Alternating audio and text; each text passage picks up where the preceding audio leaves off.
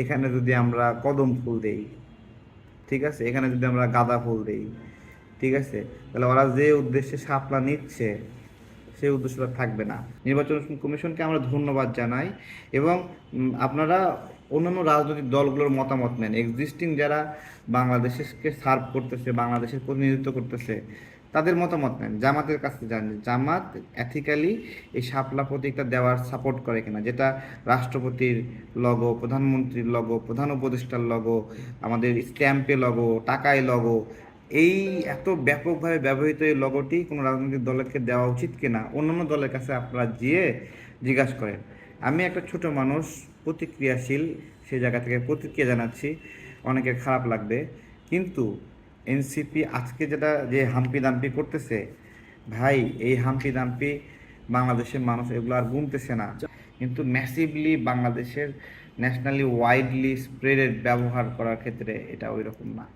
আর জামাত ইসলাম অনেক পুরনো একটা রাজনৈতিক দল, এটা প্রথাগতভাবে চলে আসছে। পুরনো যে রাজনৈতিক দল আওয়ামী লীগ, বিএনপি, যারা বাংলাদেশের জন্মের সময়ের সাক্ষী, তাদের রাজনীতির সাথে যদি এনসিপির রাজনীতিতে তুলনা করেন আপনি, ঠিক আছে, তাহলে কিভাবে হবে? এগুলো তো এগুলো তো হলো না। আমরা বিরোধিতার খাতিরে জামাতের অনেক বিরোধিতা করি, হ্যাঁ, কিন্তু বাস্তবে তো তারা অনেক অ্যানসাইন্ড একটা পার্টি, সেগুলো আমাদেরকে মাথায় রাখতে হবে না?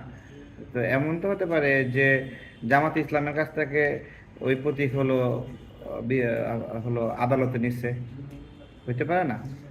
তো তাহলে তো হিসাব তো ওই রকমই।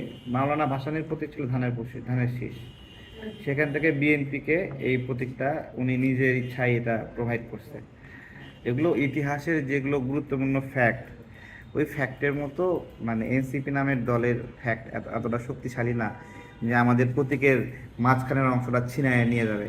তাই এটা যদি এখান থেকে তাহলে ওরা যখন করবে, তখন যদি এখান থেকে মুছে ফেলি আমরা শাপলা শাপলা বাদ দিয়ে এখানে যদি আমরা কদম ফুল দেই, ঠিক আছে, এখানে যদি আমরা গাঁদা ফুল দেই, ঠিক আছে, তাহলে ওরা যে উদ্দেশ্যে শাপলা নিচ্ছে সেই উদ্দেশ্যটা থাকবে না, নাকি? এটাই আর কি।